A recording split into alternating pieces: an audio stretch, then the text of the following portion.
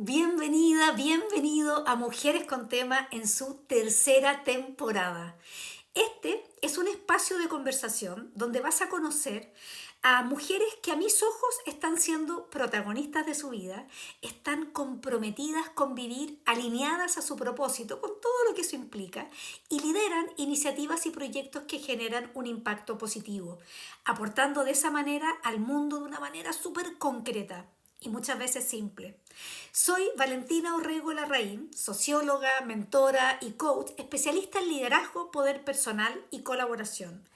Acompaño principalmente a mujeres a entrenar habilidades para la vida y cultivar redes que en conjunto les permitan vivir esa vida que quieren y concretar sus sueños y proyectos, integrando a la vez todas las áreas de su vida, todos sus intereses con armonía.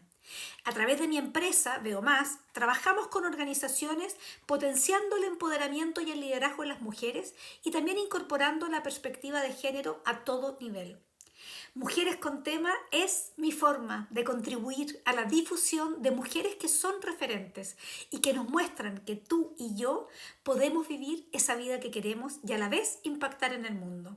Me emociona muchísimo que nos escuches y que te hagas parte de este espacio, donde vas a conocer a mujeres que me inspiran y que espero que desde aquí te inspiren a ti también, a tomar acción y a dar un nuevo paso hacia esa vida que quieres y hacia un mundo mejor. Mujeres con Tema es una invitación a transformarnos en agentes de impacto positivo para contribuir cada uno en la construcción de un mundo equitativo, más humano y sostenible, desde la vereda en que te encuentres y desde cualquiera sea tu causa, creando a la vez una vida personal plena, expansiva, realizada y de mucho disfrute y bienestar. Bienvenida, bienvenido a este nuevo capítulo de Mujeres con Tema. Quiero presentarte a mi querida Verónica Astudillo Águila, artista visual, profe universitaria, pintora y directora de arte en cine y televisión. La Vero lidera Archipiélago Visual, un proyecto que crea y difunde artística y pedagógicamente el territorio y patrimonio de la región de los lagos, y es desde hace algunos años directora de arte, contenidos y programación del Centro de Arte Molino Máxmar en Puerto Varas, donde nos encontramos ahora. Entre muchas anécdotas de alto impacto que tiene la Vero, les cuento que fue nominada nada más y nada menos que a los premios Goya el 2010 como mejor dirección artística con la película El baile de la victoria del cineasta español Fernando Trueba. De hecho, Vero, nosotras nos conocimos en un conversatorio en la Galería de Arte Bosque Nativo en torno a la película, donde venía la directora de arte de la película, que eras tú. Ahí fue la primera vez que yo te vi. Creo no equivocarme al decir que la Vero se ha reinventado no una, sino varias veces en la vida, y de eso también vamos a conversar hoy. Si tuviera que resumir quién es la Vero Astudillo, diría que es sobre todo una mujer resiliente y una tremenda agente de impacto cultural, dicho en mis propias palabras. Vero, querida, muy bienvenida a Mujeres con Tema. Es un honor estar grabando esta conversación contigo hoy. Muchas gracias, Valentina. Por fin hemos llegado a este momento que se ha conversado de antes, pero nada, honrada, me encanta. Muchas gracias. Vero, yo te comenté que este podcast tiene algunas tradiciones y una de ellas es que al inicio a mí me gusta pedirle a cada una de mis invitadas que se presente de una manera un poco diferente. Yo ya algo conté de ti, vamos a tener en lo que sigue la conversación muchas oportunidades de contar qué es lo que haces, etcétera, pero un poco hablando de ti desde un lugar más profundo, más en la esencia quizás, te invito a que pienses en un objeto o una imagen que te represente. Y desde ahí nos cuentes un poco cómo eres, quién eres, pero... Me podría decir que me gusta y me representa un... Ay, que va, son varias cosas. Se me ocurrieron 3 cosas al tiro. Se me ocurrió un pincel, se me ocurrió una flor y se me ocurrió un gato. Pero cada uno tiene, claro, una cosa distinta, ¿no? El pincel es una herramienta, hay una palabra exacta para decir eso, un artilugio que tiene una función, ¿no? Que es dejar el pigmento en una superficie, ¿cierto? Pintar, el acto de pintar, que es un acto que me gusta muchísimo. y pensé en las flores porque me encantan las flores, me fascina verlas crecer, me fascina hablarles, me encanta el tema del jardín. Y pensé en un gato porque me gusta mucho cómo ronronean, cómo son cariñosos, cómo son peluditos, cómo son independientes, etc. Así que ahí me salieron 3 objetos, pero fue como 3 imágenes. Pero si me tengo que quedar con uno, definitivamente el pincel, porque también es una herramienta de trabajo, tiene otros usos, puedo revolver una sopa con el palito, puedo ponérmelo en el pelo, cuando lo tenía más largo y me lo amarraba, generalmente me metía un pincel, así que me quedo con el pincel. Qué lindo. Sí, yo que tengo el privilegio de haber escuchado todas las conversaciones, impresionante cómo en verdad lo diversas que somos y la capacidad que tenemos de asociar quiénes somos o cómo somos a objetos o imágenes tan diferentes. Vero, cuéntanos un poquitito, ¿cuántos años tienes? Tengo 61 años. ¿Tienes rollo con la edad? ¿Te cuesta hablar de la edad? Para nada, no, para nada. De hecho, es como, a ver, es como si te dijera, tengo 61 trofeos sobre mi espalda, sobre mis hombros, o sea, no, al contrario, lo encuentro bacán, lo encuentro increíble. A ver, estar en los 61, que según mi teoría me quedan 35 por lo bajo, así como por la, digamos, por lo que han vivido mis abuelas, mis tías abuelas, mi madre, así que tengo para rato. Y nada, pues uno se va encontrando con la edad y llegas a la edad y dices, chuta, o sea que esto es tener 60, o sea, bacán, porque estás haciendo, tú ya solucionaste varias cosas, los hijos están crecidos, estoy sana, firme aún y espero por mucho tiempo más, así que para mí los 61 son muy buenos. O sea, antes me gustaba mucho decir tengo tanto y me teñía el pelo, entonces te decían, oh. Hoy día digo 61 y nadie te dice, no, te veis mucho más joven. ¿No? Me da lo mismo, o sea, ¿cuál es ese afán de verse más joven? De hecho, yo veo las manos, por ejemplo, como con artritis, las encuentro hermosísimas. Digo, ya voy para allá, ya me están chocando este dedito.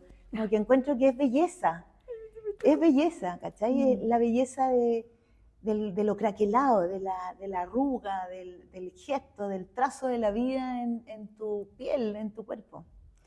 ¿Y qué es lo que más te gusta de esta etapa de tu vida? ¿Le llamáis de alguna manera? ¿Es tu segunda mitad? No, ¿Tiene algún nombre esta etapa para ti? siento que han habido varios tuk. Esta etapa es la etapa ya con los hijos crecidos e independencia. Independencia total. Es como, quiero ir para allá, vamos. Yo creo que eso es lo que más me... Y también es sabiduría, como de que te vas acercando, como decía la Violeta Parra, que no sé por qué me tinca que lo voy a mencionar más de una vez en esta conversación, allá donde veo canas, para allá voy, ¿cachai? Porque ahí está la sabiduría, ahí está lo más entretenido. Entonces, me gusta mucho eso. O sea, yo creo que es una etapa, le dicen la tercera edad, yo feliz me pongo ahora en la fila de la tercera edad en el supermercado para pasar más rápido, digamos, en el fondo, aunque a veces no es ni tan necesario, pero bueno, ya que está, o bueno, no se paga, no pagáis para un museo, no pagáis para esto, lo otro, fantástico, estupendo, increíble, ya me tocó. Pero no sé qué etapa será, o sea, a mí mi vida la siento que se ha ido cambiando en etapas, más bien por hechos, acontecimientos, pero sí, digamos que esta fue una nueva etapa a los 60, 59, 60, sí. Me encanta. Vero, ¿cuál es la esencia de tu trabajo? Yendo más allá de tareas específicas, si tú tienes que decir, tú estás haciendo varias cosas al mismo tiempo, además, no es que hagas una. Mi trabajo es lo creativo. O sea, si me decís una palabra, es casi como en el I Ching, lo creativo. El hexagrama, lo creativo. Y ese es mi trabajo. Mi trabajo es juntar una cosa con otra, que a lo mejor no están juntas, y crear una tercera.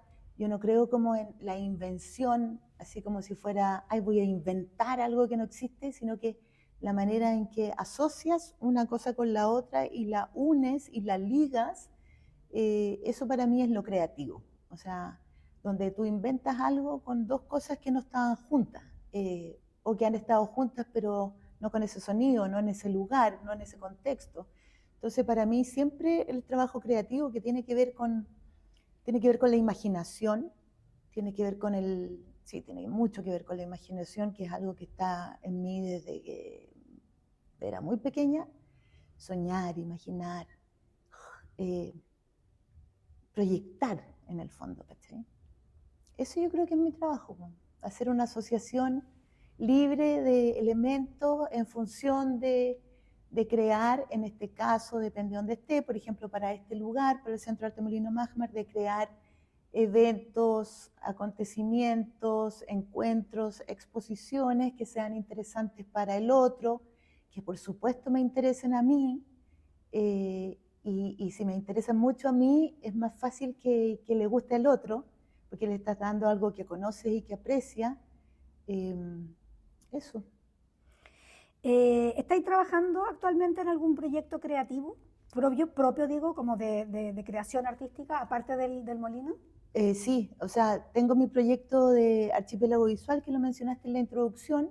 Archipiélago Visual es un proyecto artístico que trabaja con distintas personas según el proyecto. En general lo dirijo yo, digamos, y empecé el 2012 con un fondar, luego el 2014, luego otro fondar del 2018, el 2023, y ese hizo la gran exposición El Respiro del Paisaje, que hoy día, este año, se complementa con el Bitácora de la Orilla, que van a ser unos acuarelas que voy a hacer en Los Tocones, específicamente allá, no con trampa, no, trampa le llamo a sentarme en el taller con la fotografía, no.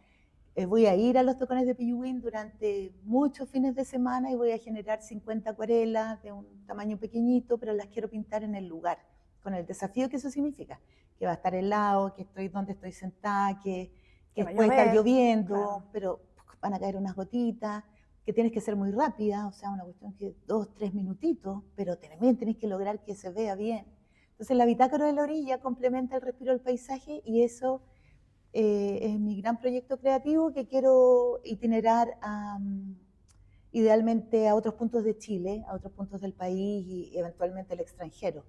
Pero en el intertanto, porque eso es lo que quiero hacer el próximo año y a alguna parte iré, este año voy al Museo Regional de Ancud, tengo otra idea hace rato que tiene que ver con los bloques erráticos. Hay otra artista que tiene una exposición que también se llama Bloque Errático, pero yo voy a tener que erradicar el nombre, pero la temática es similar, que son estos grandes bloques de piedra que fueron trasladados gracias a los glaciares, al movimiento de los glaciares. Entonces, el glaciar se movió lentamente, como ríos lentos, como dicen los geólogos, llevando una tremenda piedra que de repente es depositada en pleno un campo, y tú dices, ¿qué hace esa piedra ahí cuando no hay ninguna otra piedra más por acá? Esa piedra sola es una roca errática, un bloque errático. Entonces, desde que las empecé como a observar, que la verdad me pasó eso en Magallanes, dije, ay, qué bonito, cuánto tendrá para abajo, ahí está solita, hay una que yo la saludo, que le hablo, y ese proyecto, sé que quiero basarme en ese tema. Ahora estoy pensando, digamos, voy pensando, todavía no he tirado ningún dibujito, ¿cómo lo voy a resolver? Si voy a hacer videos, si voy a hacer pintura, si le voy a sacar una copia a la piedra, si a lo mejor va a ser un trabajo in situ, etc. Tengo que ponerme a investigar. Afortunadamente este año se va a celebrar el Día Nacional de los Glaciares, este viernes y sábado en Santiago, pero yo lamentablemente no voy a estar en Santiago. Entonces es un tema que igual está en lo que te puedes empezar a meter, ¿te fijas? La geología a mí me va dando ciertos indicios, como incluso las palabras que usan, ¿cachai? De repente la muestra del suelo se llama testigo, entonces me fascina. Sí, casi poesía, es poético. Encuentro, totalmente la geología poético. Es absolutamente poética. Entonces cuando tú la ves por ese lado, entonces quiero ver cómo representar el movimiento de los glaciares en mi exposición. Entonces eso yo creo que va a tener un componente tecnológico más o menos duro o que resolver para poder hacer que tú entres a la sala y entiendas que este bloque se trasladó de un lado para otro. Eso pero, tengo que resolver.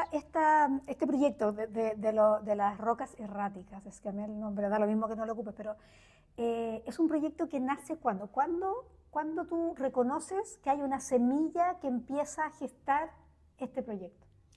¿Es ahora recién? ¿Lleva un tiempo contigo? No, los bloques erráticos los vi por primera vez en el 2018, o sea, me percaté así, wow, en el 2018, cuando estaba en Punta Arenas filmando una película, una serie.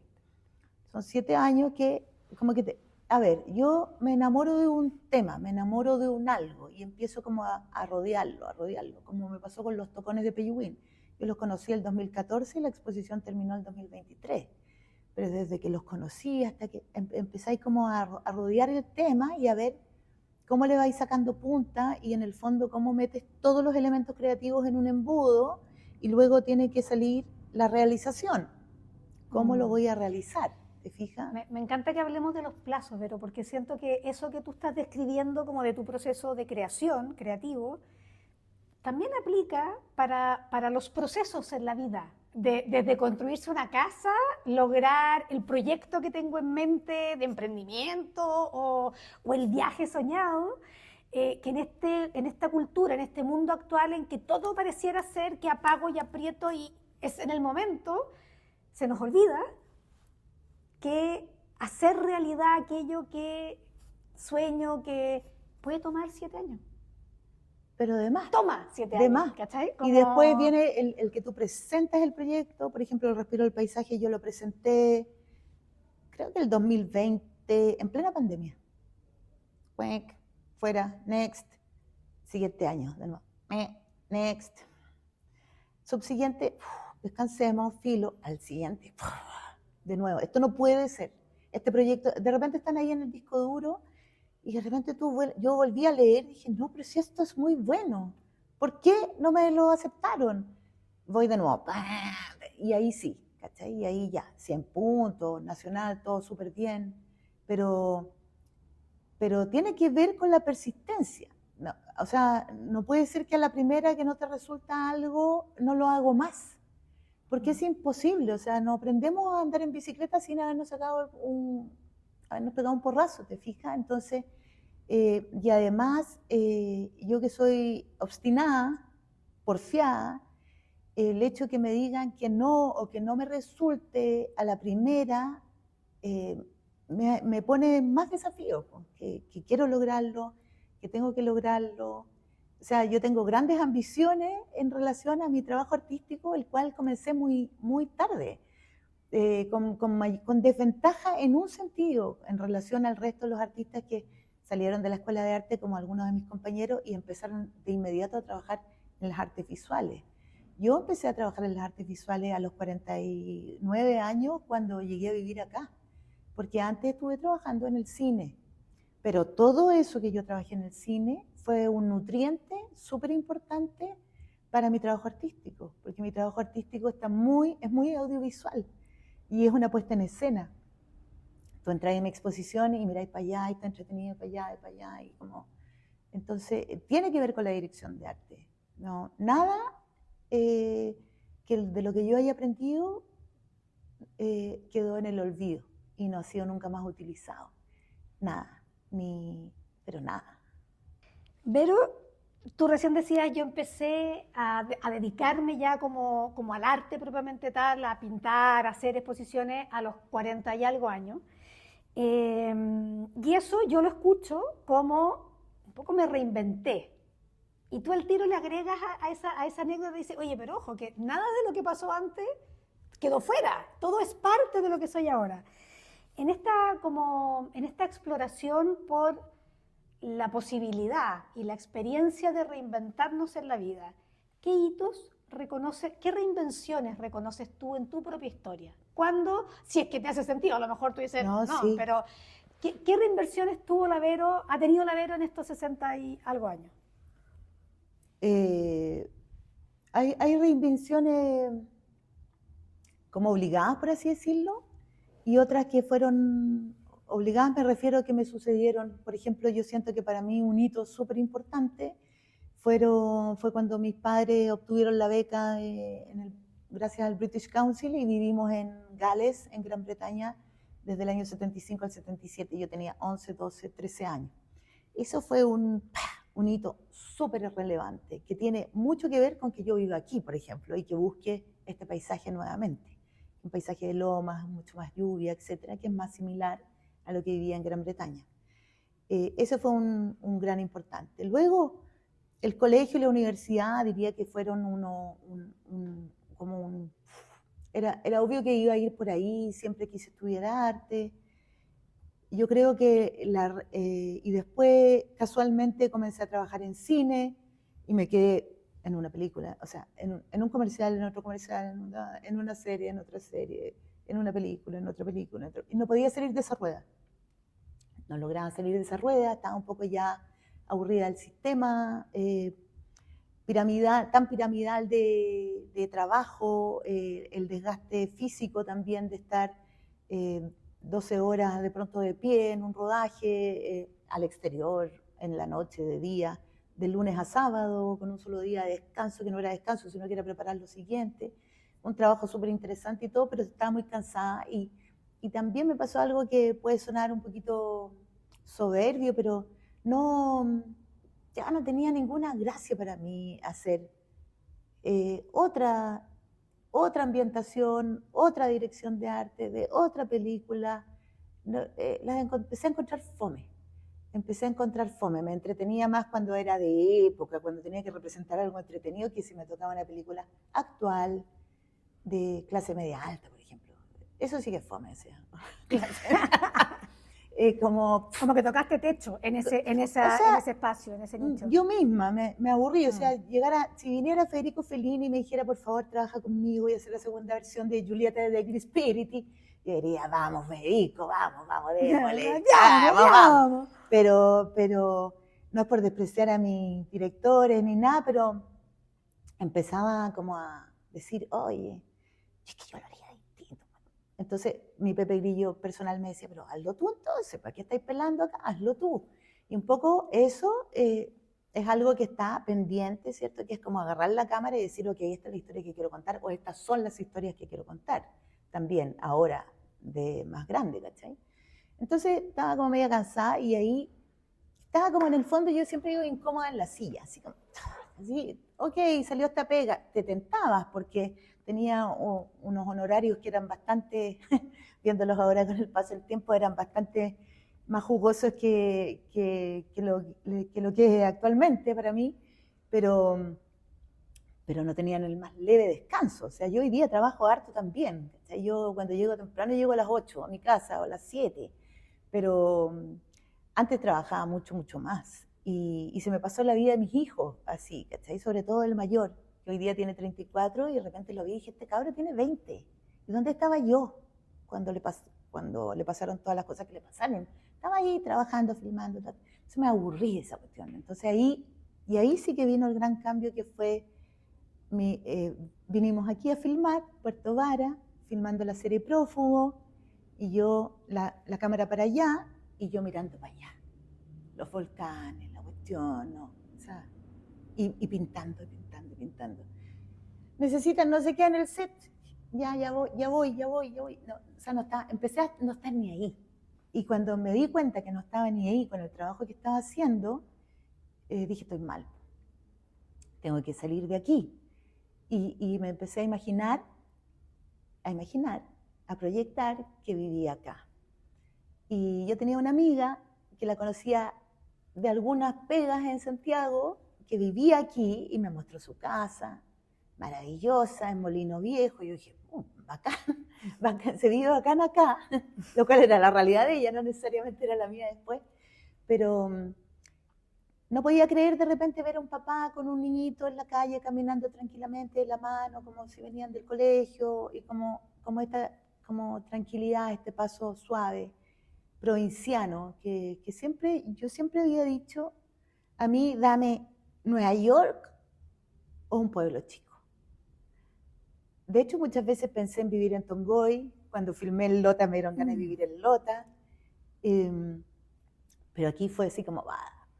Y ahí, bueno, estábamos filmando acá en noviembre del 2010 y esto fue como una bola de nieve. O sea, no podía dejar de pensar en el hecho que yo me iba a venir a vivir acá y que iba a mirar, poder seguir mirando estos volcanes todo el rato y sintiendo esta luz y este sol, y un día como este, imagínate. Y esto fue en noviembre, diciembre, estaba en Santiago de vuelta y de repente me acordé del cartel que decía que colgaba acá, un pasacalle que colgaba acá que decía Admisiones Colegio Alemán. Y llamé al Colegio Alemán. Sí, la próxima semana puede venir con su hijo. Vinimos con Gaspar, que tenía 10 años.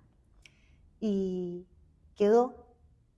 Y dije, bueno, él ya se la jugó y quedó. Ahora la tengo que jugar yo. Y él no quería venirse, pero me dijo, mamá, yo tengo que hacer lo que tú quieras, o sea, lo que tú digas porque vivo contigo. O sea, que no me queda otra. Y yo sé que tenía 10. Y mire lo que tenemos acá, mamá. Y armó como una torre con los Legos. Me dijo, mamá, mira, esto es Santiago. Ya, y los desarmó, los dejó todos en la cama, estábamos en la cama. Esto es Puerto Vara. Sí sé. Le dije, sí sé que ahí no hay nada construido, no hay nada. O sea, entendí la metáfora, la analogía que hizo y bueno, pero tengo una tincada, me tinca que va a ser bueno, tengo la tincada que va a ser bueno. Nada malo nos puede pasar. Y bueno, el último día de febrero del 2011 estábamos subiéndonos al auto con un camión repleto de cosas y nos vinimos para acá. Y esa fue la primera vez que yo realmente, por eso te digo que hay cambios en la vida, que yo sentí que agarraba como el toro por las astas, ¿cachai? No voy para allá, pero no quiero para allá, voy a ir para allá.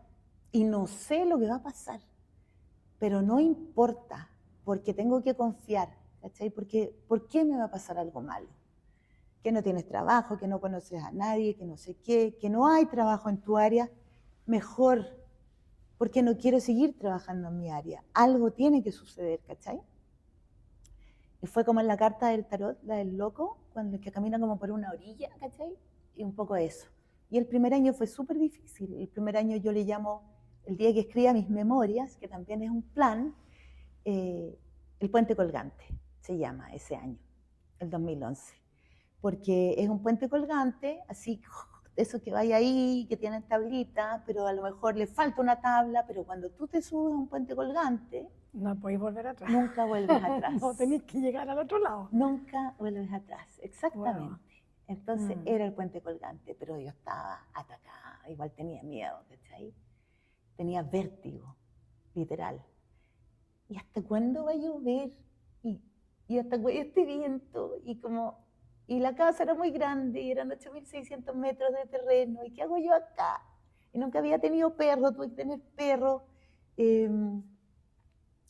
Pero un momento pasó eso, ¿cachai? Y todo ese año, cero trabajo, como por aquí, por allá, unas cosas muy pequeñas con Santiago, pero de repente empezaron a salir en algunas oportunidades y ahí salió la oportunidad de hacer clase al otro año.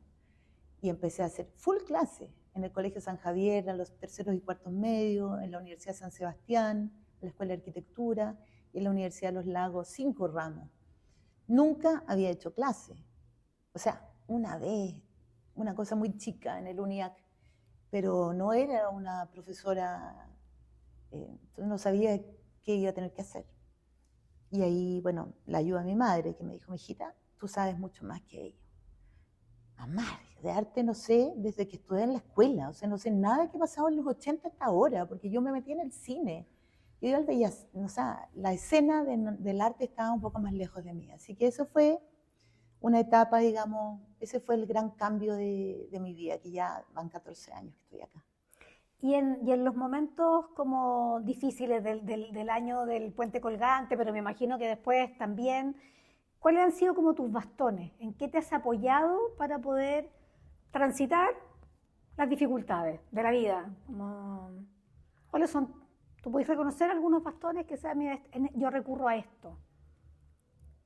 Bueno, yo creo que a la creación, al quehacer, porque justamente después del año del puente colgante, mi mamá también me dijo, tú deberías postular a uno de esos Fondart. Y yo nunca había postulado a un Fondart. Y deberías armar algo. Sí, no sé, en realidad yo no me había atrevido a hacer arte antes, porque hacía arte para el cine y no hacía mi propia obra, por así decirlo, y había tenido unos intentos y tenía un imaginario más o menos, pero me achunchaba de hacer arte, me avergonzaba, no tenía la confianza en mí como para hacer obra, tanto técnica como conceptualmente. Pero acá el territorio me abrió los ojos, ¿cachai? El territorio me abrió los ojos, entonces empezaron a dar ganas de hacer ciertas cosas, como con materiales de acá.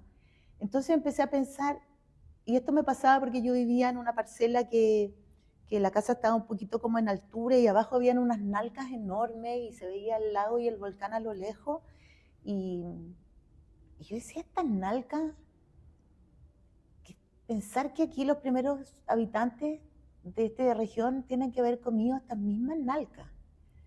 Y esas cuestiones me empezaron como a emocionar. Y de ahí yo sabía de la existencia de Monteverde, empecé a investigar más sobre Monteverde, empezamos a trabajar con otros artistas sobre el tema de Monteverde, fui a Monteverde, supe lo que se había encontrado ahí. Entonces, en mi imaginario desarrollé un proyecto que le puse el nombre, siempre me ha gustado ponerle como bautizar. Eres bien poeta, te voy a decir. Como archipiélago visual. ¿Por qué? Porque cada uno es una isla y juntos somos un archipiélago. Ese era mi eslogan. Entonces, tú haces lo tuyo, yo hago lo mío, pero estamos separadas, ¿cachai? Pero igual somos el archipiélago, ¿cachai? Conformamos un conjunto de islas y de personas. Entonces vino ese tema del archipiélago visual y vino como la construcción de un imaginario de cómo sería el mundo precolombino. Yo, como había trabajado en cine y de repente teníamos que representar, ponte tú, a Pedro de Valdivia, tú decís, pero ya Pedro de Valdivia, ¿cómo era? Entonces vaya una imagen que hicieron 300 años después, alguien que se imaginó a Pedro de Valdivia, pero ¿cómo dormía Pedro Valdivia? ¿Quién va a encontrar esa cuestión? Entonces, de alguna manera, el cine me había enseñado a investigar para encontrar herramientas, ¿cachai? De trabajo. Entonces, un poco, por eso te digo, esas cosas me ayudaron a construir un imaginario y empecé a dejar volar mi imaginación en relación a una temática y aterrizarla en cómo se realiza esa temática, digamos, como exposición. Entonces ahí vino la primera que se llamaba Imaginario Precolombino, que tengo fotos, no es que me acuerde, pero veo las fotos y salen tus hijos en un taller. Sí, chiquitito, súper chiquitito. En un taller, porque fueron ustedes a esa exposición y esa exposición fue alucinante lo que pasó en ese taller, porque llegaron varios niños, que hoy día son cabros grandes, y les pasamos materiales. Hicieron cosas, sí me acuerdo. Hicieron cosas, pero acuérdate, Valentín, lo que hicieron. Hicieron cosas, nadie hizo, por decirte algo, un portacelular, un portalápices. Hicieron los mismos elementos utilitarios que hubieran hecho el hombre prehispánico, ¿cachai? Hicieron una cosita para meter cosas acá, como quien mete sus hojitas de coca, ¿cachai? O hicieron un sombrerito, o hicieron una barca, uno hizo un collar que era como un toquicura. Hicieron, ¿te acordás? Oh, hay fotos, y yo tengo la foto de tus chicos, que no sé si... El Gaspi. Yo creo que es tu Gaspi. Era el Gaspar, por la época sí. Y sale con sus cositas, y esa foto la tengo en el Facebook y siempre en mi portafolio siempre está como una actividad de mediación. Oye, Vero, te voy a invitar a que vamos a hacer un pequeño giro en la conversación y nos vamos a meter un poquitito más para adentro quizás respecto a cómo te ves tú a ti misma, ¿sí?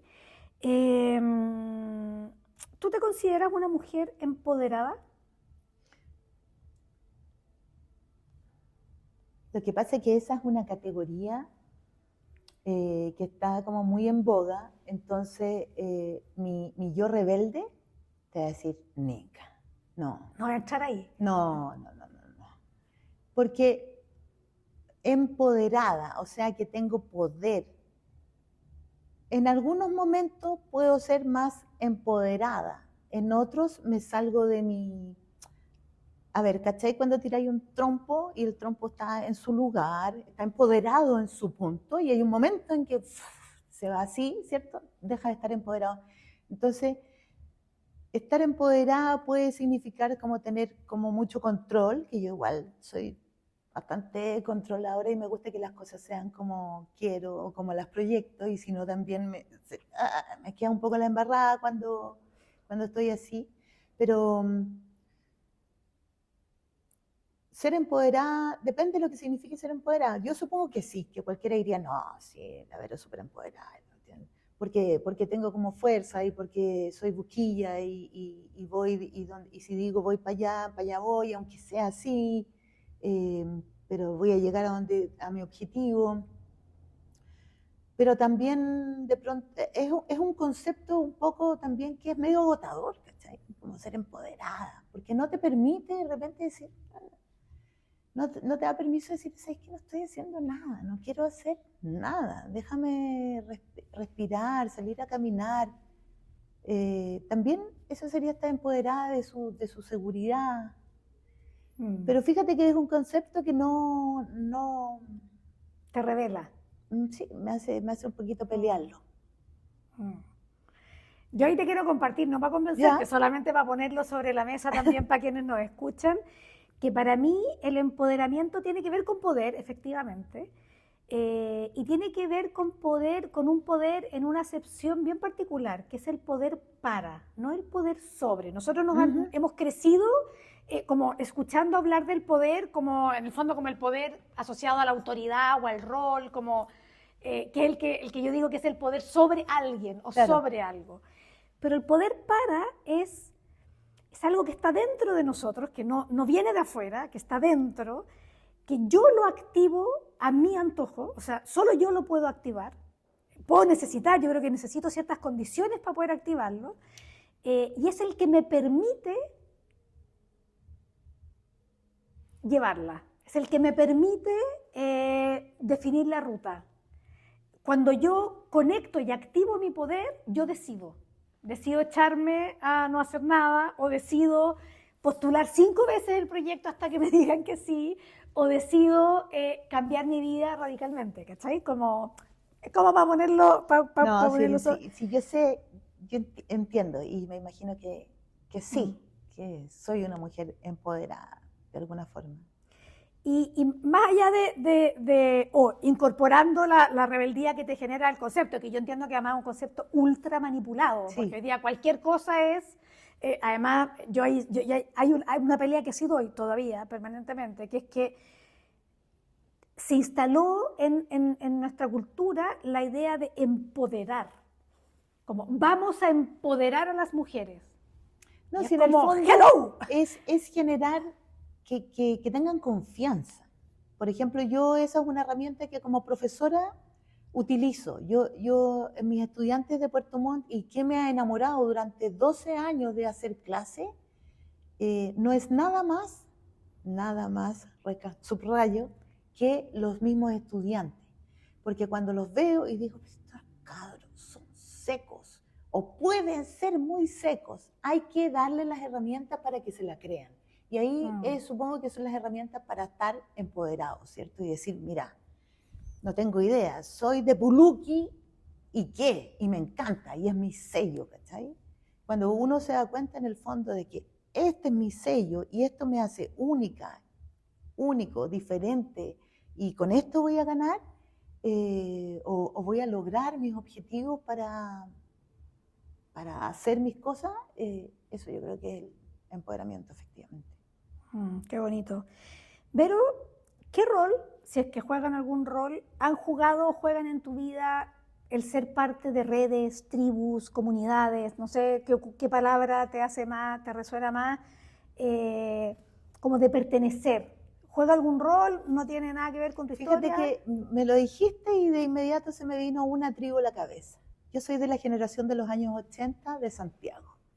Y soy orgullosamente de esa generación que les digo que a veces somos como si fuéramos un montón de primos, ¿cachai? Rodrigo Cabeza, la Bruna Trufa, todos los pintores del momento, todos los que éramos jóvenes en los 80, que estuvimos en rebeldía contra lo que estaba impuesto y una rebeldía mega creativa, toda la New Wave chilena. Yo fui full parte de eso y esa tribu es una de las tribus con las que más me identifiqué y me he identificado, todavía me identifica. Y hoy día nos veo y digo, pero estamos súper tatitas, estamos súper tatitas, pero somos exactamente los mismos en el sentido que si nos ponen música seguro vamos a bailar toda la noche, pero claro, que sea como Talking Heads o no sé, lo que escuchábamos en el tiempo.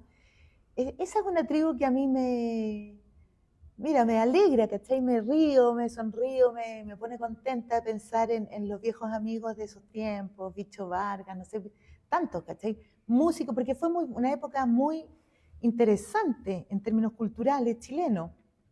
Hoy día hasta como en libros, cosas, en el momento no nos dimos cuenta, pero era de esos momentos en donde estaba el teatro, la música, las artes visuales, ¿cachai? Estábamos todos juntos haciendo un underground creativo, sin teléfono, ni en la casa, ¿cachai? Ni para decir aló, o sea, sí, algunos, pero y llegando a todos los carretes y a todas las cuestiones y armando cualquier cantidad de eventos y de cultura en el fondo. Entonces, muy interesante, o sea, qué sé yo, los prisioneros, los electrodomésticos, o sea, yo cuando les cuento a mis alumnos, no, sí, en mi casa se hizo el primer videoclip de los prisioneros.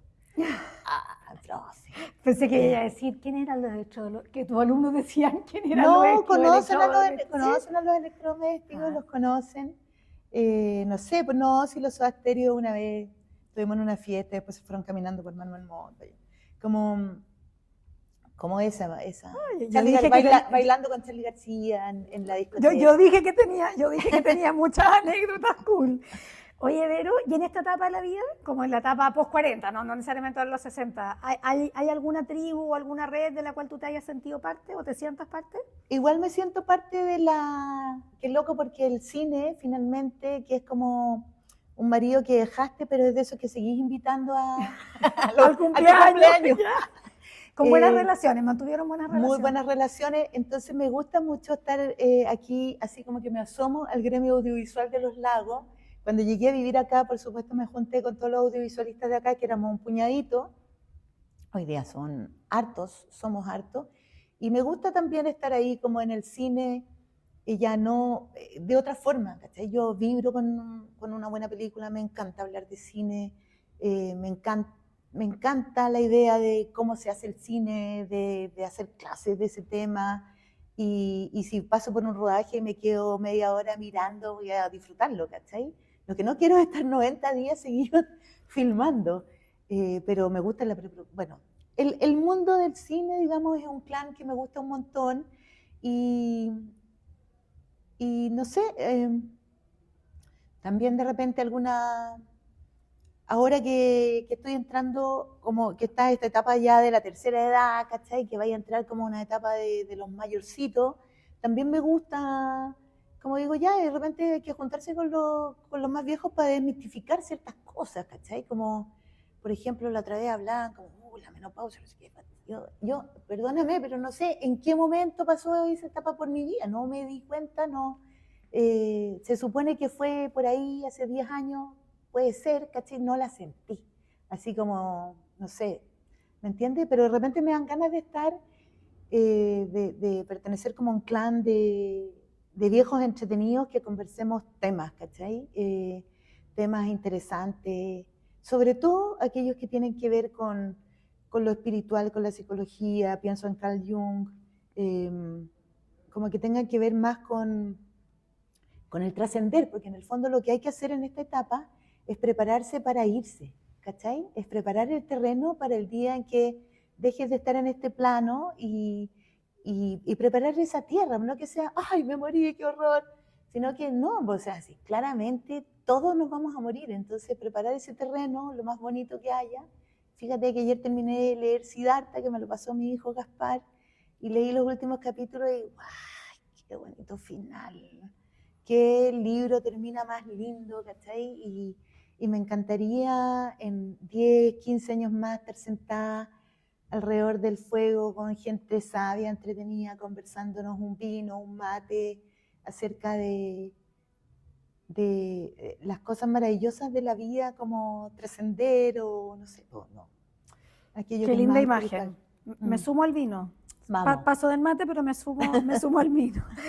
Vero, mira, te cuento que yo desde hace algún tiempo, ya un par de años, me he ido como obsesionando quizás un poco, en un buen sentido, con la idea de conocer, entender y observar qué hace que las mujeres nos sentamos completamente orgullosas de nosotros. Que siento que para mí fue como de repente, muy ya, no sé, 50, por allí por los 50, cuando recién cumplí 50, fue la primera vez que fui consciente de tener esa sensación en mí, como de, ¡ay, estoy una cosa así como que me salía de mí, ¿sí? Eh, y tengo como que de ahí nació un compromiso súper fuerte de poner este tema, de que hablemos de esto, porque siento que las mujeres que yo conozco y lo que he estudiado de las mujeres es como un concepto totalmente ajeno. No hablamos del orgullo primero, porque es un concepto que lo tenemos asociado a ser como pedante, pero cuando yo pienso en orgullo, me estoy imaginando como plenitud, como esa alegría profunda de celebrar que lo logré, que lo hice, que pude, es como una emoción que se instala en lo más profundo del corazón. No tiene nada que ver con el resto o en contra del resto, sino que es de mí con mí, ¿sí? Eh, entonces, me encantaría saber si tú reconoces esa emoción, como de, si yo le pusiera en palabras, de sentirte completamente orgullosa de ti en algo en tu vida. Sí, la reconozco, y la reconozco en varios momentos que son distintos. La reconocí, yo creo que la primera vez o sea, una de las veces que sentí más fuerte esa cuestión fue después del año del Puente Colgante, cuando el padre Agustín del Colegio San Javier finalmente me dice, bueno, estás contratada. Y yo después de todo el año en el Puente Colgante, ese estás contratada me emocionó muchísimo. Llegué a la casa y recuerdo haberme parado en esa terraza que tenía las nalgas todo y había un vientecito y había las nubes y nunca me había sentido que yo era naturaleza. Y ahí sentí que yo era el árbol, que yo era la nube, que yo era todos esos pedazos, que yo era parte de un todo. Lo sentí fuerte, fuerte, fuerte. Fue como estar así, no sé, drogada de alguna manera. Y pensé, esto seguramente debe ser como creer en Dios, como que hay una cuestión que es más, de hecho yo creo, ya se me olvidó quién lo dijo, que la naturaleza es Dios, ¿cachai? Yo como en el ser así, Señor, Padre, Dios, eso, yo soy súper hereje, soy buena para tirar esa talla, no me toqué ese tema mejor porque no vamos a meter en problemas, pero soy tremendamente espiritual en muchas cosas. Y esa vez me sentí parte de la naturaleza y eso fue súper heavy, muy fuerte. Luego, no sé, cuando mi amigo por teléfono me llama, me dice, prepara tu Carolina Herrera. ¿Qué estáis hablando? Prepara tu Carolina Herrera. ¿Qué? Fuiste nominada a los Goya en España. ¡Uy! Me puse a llorar, así como, no puedo creer, o sea, todo este tiempo que me sacaba la mugre en esta cuestión tiene una recompensa y voy a ir a España, no sé qué, y me nominaron por toda la mugre que me sacaba. Ya, o sea, profesionalmente, cada vez que tú fondar, ¿y cuántos puntos? 100, bien, es como los deportistas, ¿cachai? A mí me hace llorar ver a la deportista, y yo así como, que nadie cache que se me cayó las lágrimas porque llegaron, y tú sabes todo el esfuerzo que hay detrás, ¿cachai? Un poco lo mismo, con la profesión. Pero debo decir que ahora último me ha pasado con mis hijos. Y eso también es muy loco y es muy maravilloso. Cuando fui a Europa a ver a Adrián en septiembre, me enamoré de él. Sentí una cuestión así como, no lo voy a explicar, o sea, si me llegaba un WhatsApp de él, era como, ay, me escribió.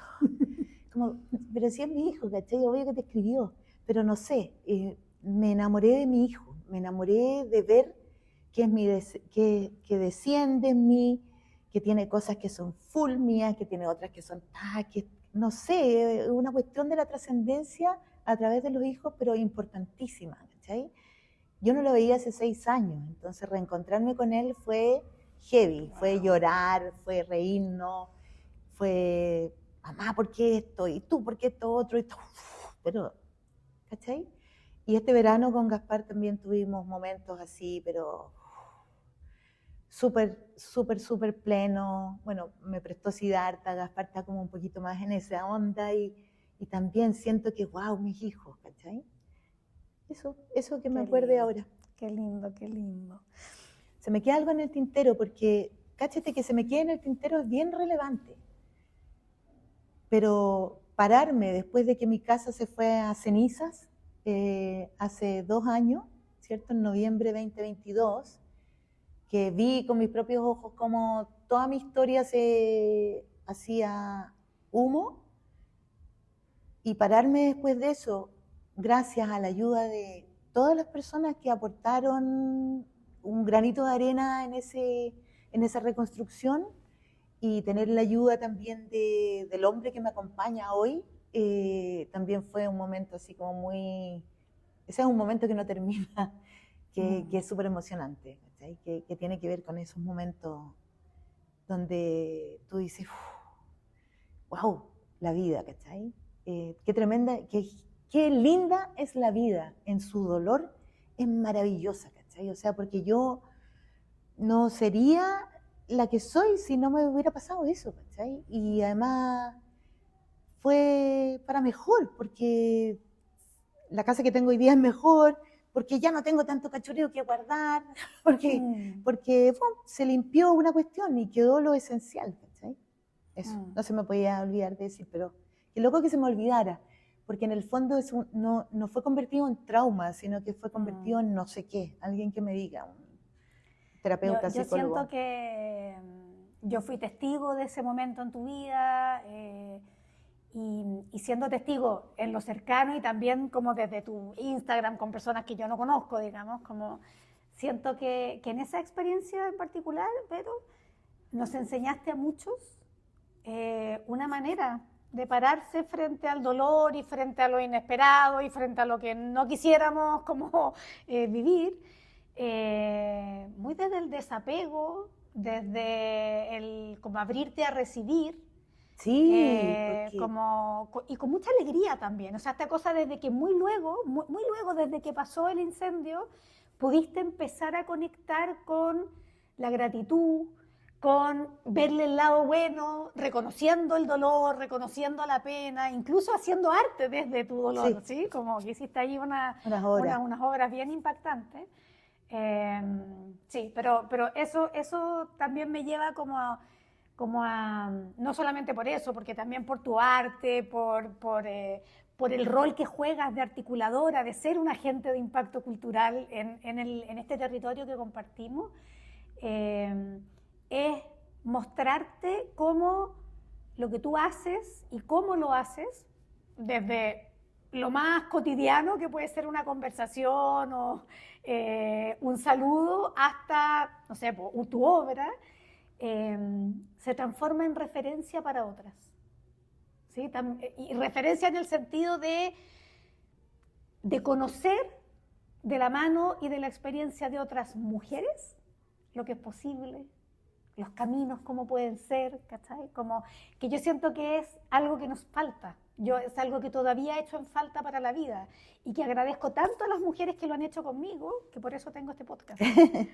Para poder hacerlo con otras. Es lindo es linda la labor, digamos. Querida, ya estamos llegando al final de esta conversa, y yo te conté que había una segunda tradición, que es que tenemos una playlist en Spotify, que muy creativamente, por mí, se llama Temas de Mujeres con Temas, y en la cual cada una de las mujeres que ha venido a conversar con nosotros nos ha compartido una canción que sea poderosa, que sea significativa, que sea alegre, que me conecte. Da lo mismo por dónde la quieras tomar. ¿Qué canción nos regalas para esta playlist? ¿Es una sola? Sí, idealmente una sola. Sí, cuando me formulaste esta pregunta, esta idea, tampoco voy a hacer trampa. La primera canción que se me vino a la cabeza es de mi amiga personal, es de Violeta Parra, La Jardinera, pensé en la jardinera, pensé, porque me encanta cómo ella en esa canción transforma mediante el cultivo, la siembra de las flores, ¿cachai? Y el cultivo de esas flores, el olvidar las penas o el pasar las penas, ¿cachai? Así que ese es mi tema. Qué lindo. Se imprime, se suma a ¿No la estaba playlist. en el playlist? No estaba en el playlist. Muy bien. No estaba en el playlist. Pero esta es la penúltima pregunta. ¿Hay alguna mujer del sur, de Chile, del mundo, que esté viva, no puede ser la Violeta, que tú sientas que sería increíble que venga a este espacio a conversar conmigo en Mujeres con Tema porque el mundo tiene que conocerla? Ay, O las mujeres que son parte de esta comunidad. Mira, bueno, pensé en mi madre que está en Santiago, pero pensando del sur, pienso en Mareiki van Meurs, directora del Museo Regional de Ancud. La Mareiki es genial, es una mujer, ¡pah! Así, pero súper power, muy entretenida, que lleva un museo que es fantástico y que es apasionada por la historia y tiene mucho cuento y no tiene pelos en la lengua. La encuentro lo máximo. Así que yo Excelente. la recomendaría. Haría ese bastón. Ya, gracias. Fíjate. Te voy a pedir que me hagas puente con ella después. Y antes de despedirnos ya formalmente, te quiero invitar, Vero, a un momentito que se llama Palabras al Cierre, donde te invito a que nos compartas lo que tú quieras como un regalo a quienes nos están escuchando. Uy, nada, un ramo de flores para todas las personas que están escuchando, para hombres, para mujeres. Me gustaría que también los hombres se integraran y se abrieran a contar más de lo que les pasa más allá de su corazón, porque son seres muy sensibles, muy lindos igual. Y me encanta también esta cofradía de mujeres, como, no sé, pienso en las mujeres más antiguas, como las tribus, como las abuelas. Creo que es importante que conversemos, que nos miremos a los ojos. Ojalá estas conversaciones surgieran más espontáneamente en un café, más que estar detrás de nuestras pantallas y de los computadores. Así que yo creo que te agradezco también, Valentina, la instancia. Tengo mucho que hacer hoy día, pero también sabía que esto iba a ser como si me fuera a bañar al lago, ¿cachai? Un rato como refrescarme y todo lo que tengo que hacer lo puedo hacer a lo mejor más rápido y más concentrada y sin tanto peso como el que traía hace 2 horas. Entonces se agradece y yo creo que la naturaleza. Mi regalo sería que ustedes miren la naturaleza, que se den cuenta que la naturaleza siempre nos está enseñando, que todos los años vuelve a brotar, vuelve a salir la flor, vuelve a caer la semilla, vuelve a crecer el árbol y cuando ya no va más, se viene abajo y todos nos vamos a venir abajo en algún momento, pero el ver ese ciclo que vuelve y vuelve a surgir, esas pequeñas flores que de repente están ahí contra el viento, resilientes, ¿cachai? Son siempre un ejemplo, la naturaleza es siempre un ejemplo. En Siddhartha escuchaban el río. Yo voy a ver si... Oye, voy a tener que leer Siddhartha. No me lo he leído. Está precioso, está precioso. Muchas gracias, Verito, por esta conversa y por abrirte y compartirte con nosotros. Gracias a ti, Valentina. Nos vemos en un próximo capítulo. Chau.